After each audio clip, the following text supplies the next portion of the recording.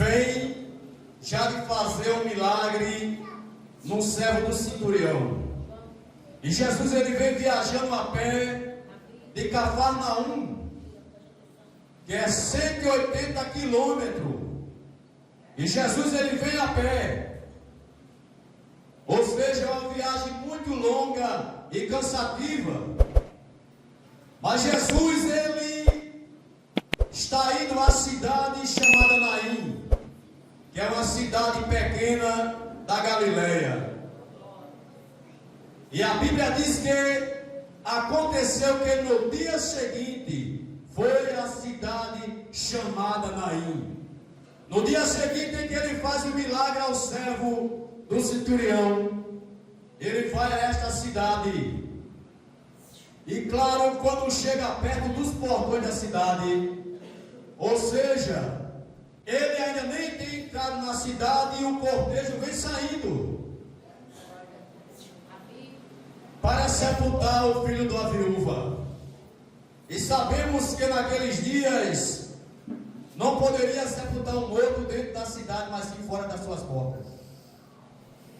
E Jesus ele vem no dia seguinte, ou seja, ele chega num tempo oportuno. Deus, ele nunca, ele atrasa naquilo em que ele quer operar. Aleluia. E quando o texto diz que aconteceu que no dia seguinte, ou após aquele dia, no texto original diz no tempo certo. Jesus chega ali à entrada da porta daquela cidade. Essa mulher, ela que perdeu seu filho, em que estava morto fisicamente, claro.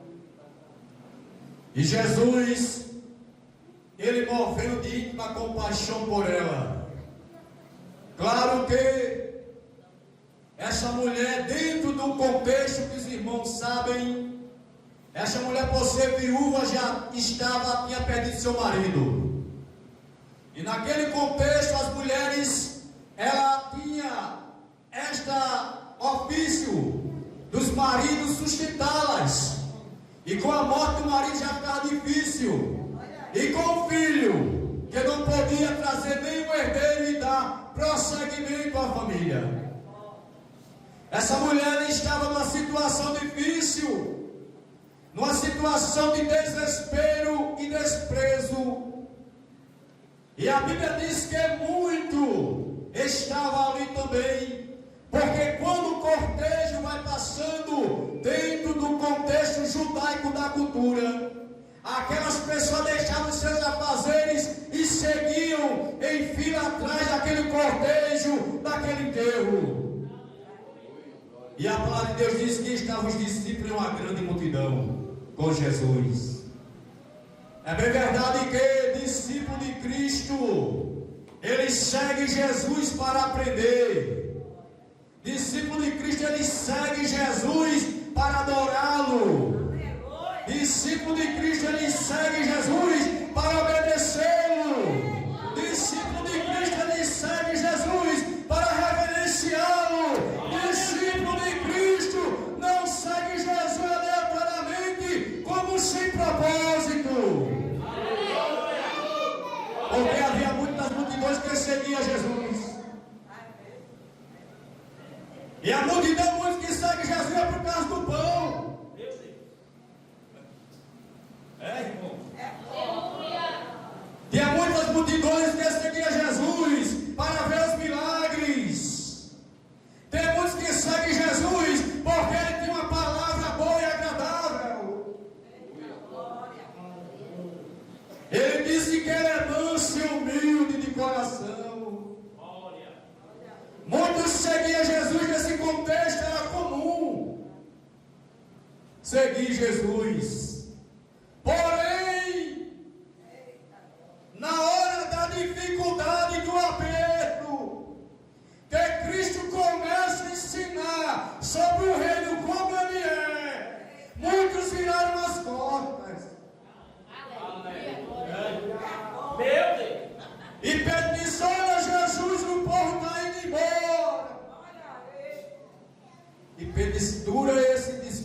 pode ouvir. E ele disse: olha, Jesus, a multidão está indo embora. Como que ele pare com essa pregação? Jesus disse: querem tu também, Pedro? Porque quem segue Jesus, ele carrega a cruz.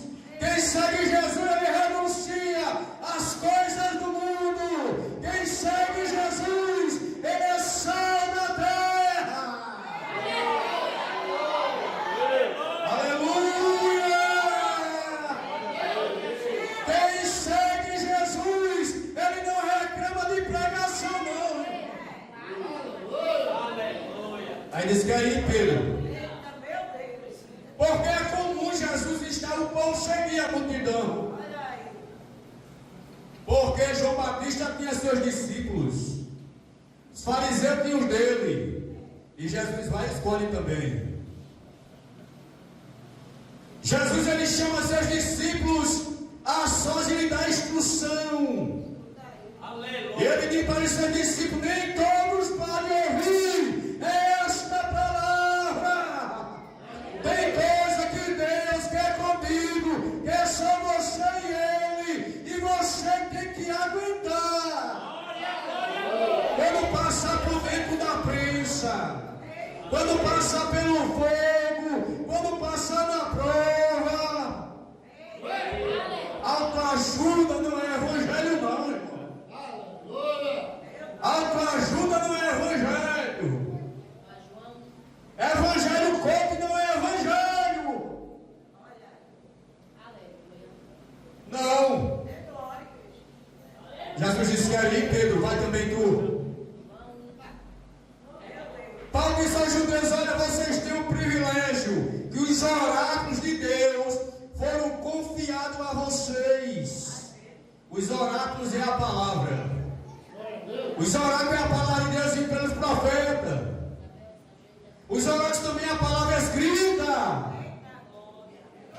E Pedro diz assim: olha, prega a palavra em tempo e fora de tempo.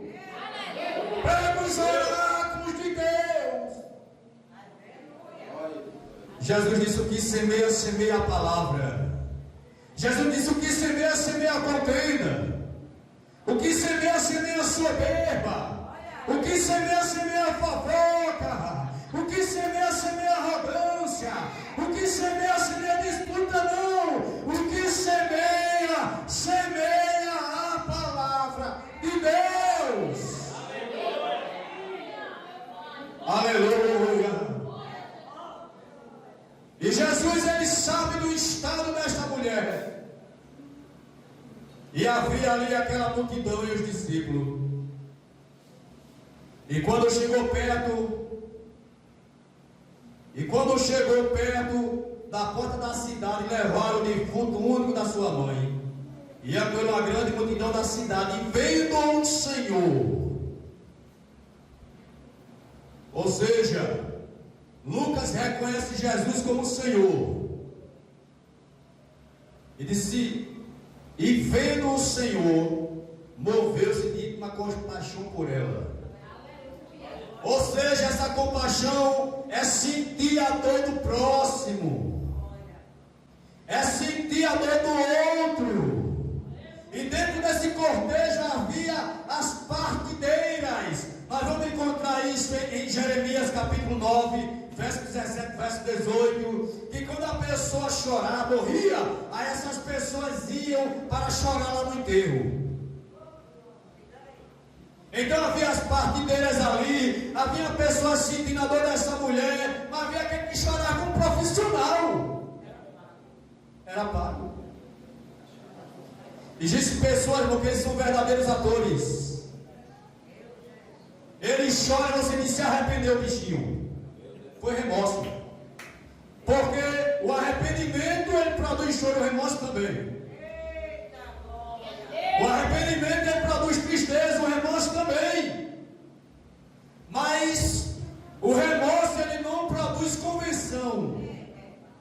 Ele não produz mudança. Que é metanoia, mudança de mente. É como o filho pródigo. que ele se arrependeu. É mudança de mente, metanoia. Que é do grego, na palavra original grego, é metanoia, mudança de mente. É você estar indo para o caminho errado, você na meia volta. Então remorso, ele não produz arrependimento. Ele é como Judas. Ele chora, ele fica como um coitadinho, ele mete a mão na bolsa, ele é traidor, ele é ladrão, ele é covarde, ele entrega. Repeca sobre aleluia, recebe.